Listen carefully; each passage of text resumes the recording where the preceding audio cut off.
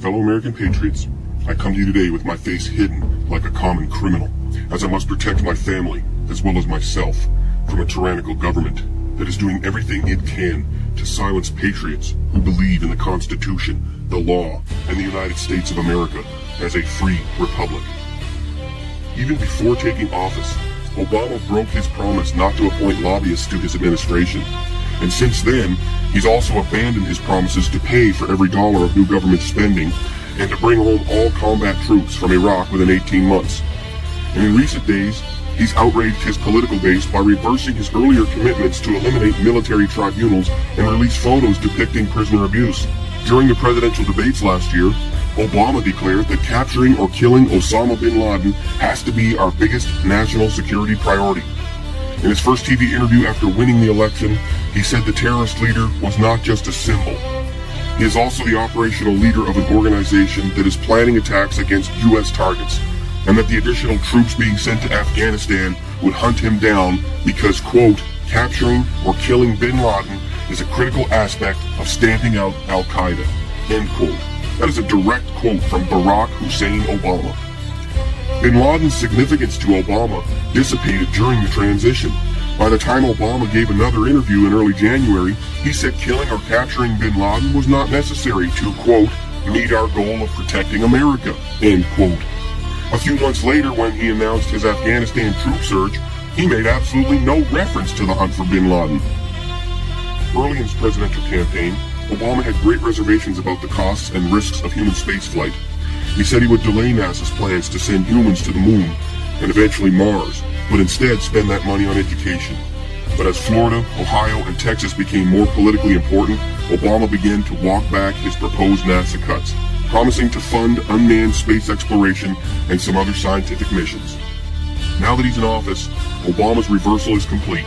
The White House budget that was released provides a healthy increase in NASA funding and explicitly endorses the goal of returning Americans to the moon and exploring other destinations.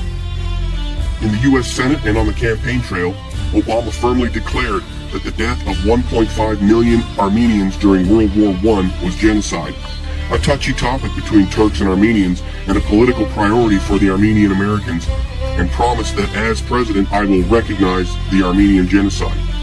Nonetheless, during his recent trip to Turkey as president, Obama again broke his promise. Instead, he tried to muddy the waters, announcing that his views are on record and have not changed, but refusing to state what those views actually are. Even though he unapologetically promised to raise taxes on entrepreneurs and everybody else, making more than $250,000 per year, Obama offered small business some solace by promising several specific tax cuts, one of which became a cornerstone of his campaign jobs plan, would eliminate capital gains tax for small businesses. Another, which he proposed as the economy crashed in the waning days of the campaign, would offer businesses a $3,000 tax credit for every employee they hired. The economy has not improved since Obama's election, no matter what he tries to tell you. But he nevertheless shelved both proposals. His budget puts off the capital gains tax until after his term in office ends and makes no mention of his new job tax credit. These examples only scratch the surface of Obama's reversal since taking office. Other flip-flops include everything from federally funding needle exchange programs, which he supported in the campaign, but his budget does not, allowing 5 days of public review before bill signings. He broke that promise with his very first bill signing, and ordering the repeal of Don't Ask, Don't Tell. Obama said quite clearly during his campaign that long-term trillion-dollar deficits are unsustainable. His inaugural address warned about the need to cut programs that don't work and make hard choices. Excuse me, Mr. Obama, but you are spending trillions of dollars today on nothing. So you lied. You need to step down. It is bad enough that millions of liberals refuse to see that you are a fraud and an illegal alien, and they will not even accept the facts. Bold-faced lies are what you fed everyone. You are a liar, plain and simple. Your stimulus plan has bankrupted America. You are a disaster as a so-called president. And I say so-called because in mine and many millions of Americans' views, you are not a president. You are a usurper and a fraud. The fact is, eventually, all of this money will have to be paid back, or we will be crushed under the interest debt alone. The fact is, government money stimulates nothing except government. Your stimulus plan is unconstitutional, and you are nothing but a con man.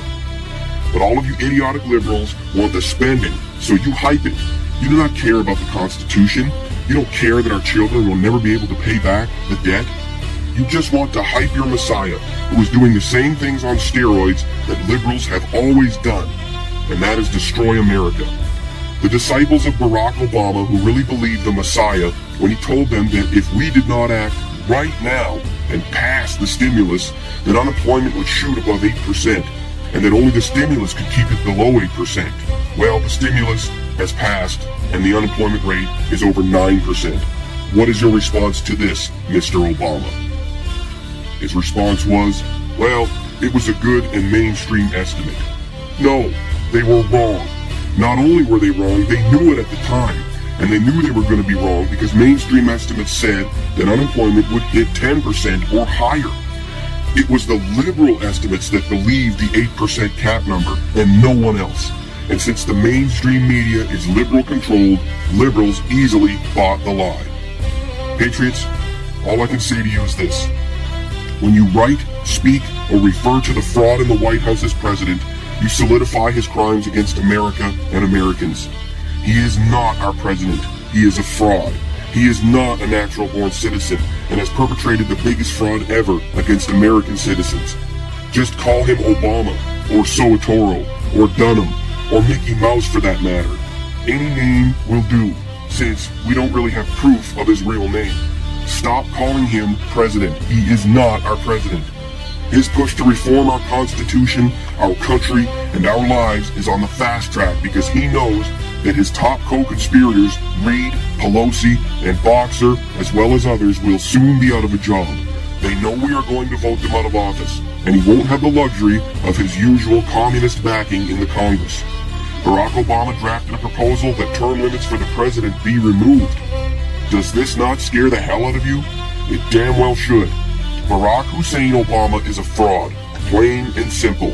If you choose not to accept this fact, it is you that will be the direct cause of America's collapse. You, all of you that blindly support this criminal thug from Kenya. Write to the White House and demand as a citizen that he either prove his eligibility to sit as a U.S. president or that he step down. He has no more right to sit in the House than Osama bin Laden. And all of you, even you liberals, know it, but you refuse to admit it because you like the government handouts that you live for. Those things that we hold most dear, our freedom, our democracy, and our claim to the nation of laws have been stolen, sullied, abridged, or rendered moot by this thug criminal fraud. We have foolishly allowed unethical politicians to steal elections outright. We even tolerated the Supreme Court getting in on the act. There has been no democracy in the USA since Bush versus Gore in 2000, and there may never be again. Patriots, the time has come to act. Write to the White House and demand that you have a representative government instead of a group of thugs running your life.